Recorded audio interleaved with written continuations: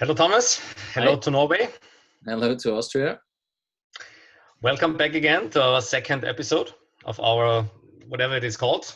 Yeah, quarantine Station talk. in quarantine. Quarantine talk. Yeah. Before we start, we'd like to thank everybody out there who shared, who liked, who commented our video yesterday, and yeah, we were very pleased and happy that a lot of you clicked it on and had a look into it. So welcome back to the second episode. Thomas, it's me again who picked the topic, Yeah, okay. and today's topic is maybe at the first sight a little bit how to say, not really connected to the actual situation, but I guess it is. So that's why it is, and I'm very curious about your perspectives. The topic is stimulating creativity. Wow. Do you have any perspectives, any ideas how creativity can help us in this particular situation, and maybe how we can use it to get new perspectives, get new whatever? I think it's an excellent topic. And for me, there's hardly more things that stimulate creativity than a crisis. And that's a bit from my own experience. For those who don't know, I have worked many years with crisis response to international crisis settings and catastrophes and disasters. And in those situations, it's very, very often very similar to some of the restrictions that we are facing now. So you have very limited resources, you don't have access to everything, you have limited freedom of movement, things that are relevant for us now. And what I've always seen is that these limitations made us even more creative, because we had to find new ways just to be able to do our work.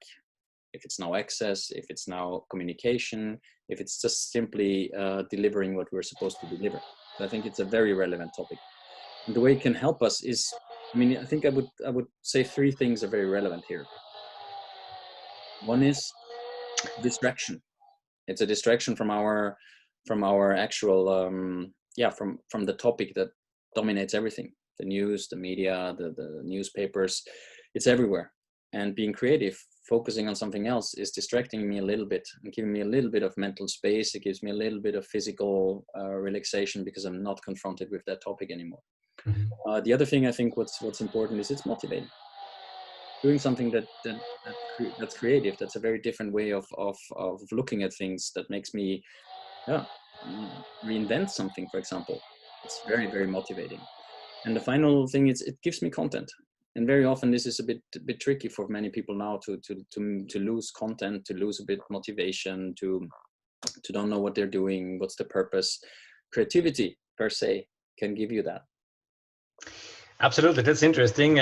Speaking of disturbances, I'm sitting in my boy's room, and there's just a train going, making some really loud noise. So I hope it was not really distracting you or your creativity.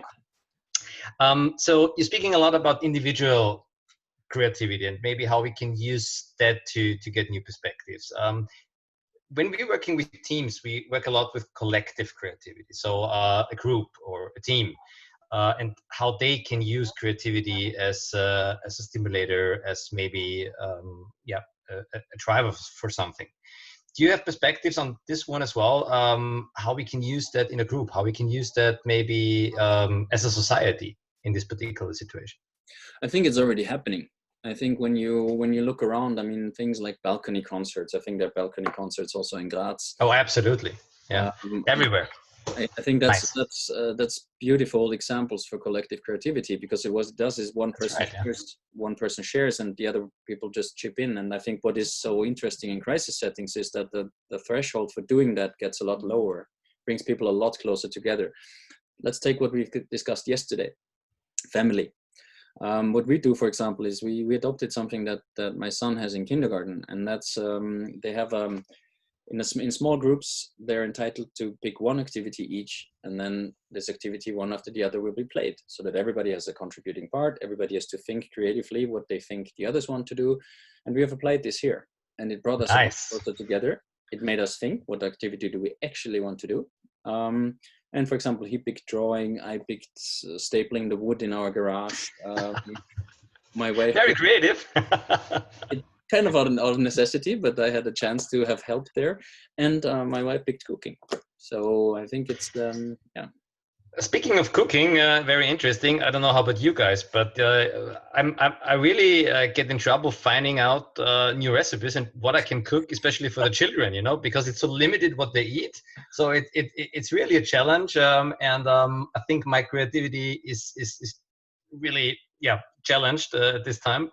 But maybe we'll find some creative ways there too. For example, we can kind of use the situation to do a cook jamming, you know, what you do in music, just get together and everyone plays an instrument.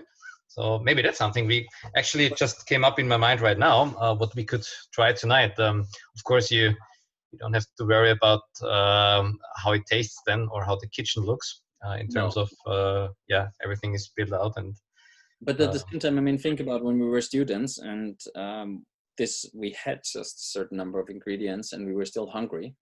Yeah, that's right. The difference was just that our expectations weren't in it has to taste good, but it just has to be edible. And maybe in this case, the expectation can be we have a nice experience together as a family. And you can even adapt what I've just said, you know, even each one of you picks an ingredient and you try to make something out of it. That's a good idea. So, yeah. Cool. Thomas, thanks a lot for those perspectives. Maybe one last question that just comes up in my mind. Now, is there any idea, like when we talk about work, we talk about meetings? You know, a lot of companies have to do remote meetings now these days. Maybe do you have a last perspective, a last idea how they can use creativity to maybe enhance their work? Well, I would start by saying, like, when, if not now? I mean, we work a lot with organizations who are in change processes, but it's always dominated by ongoing work. Now it's a disrupted situation.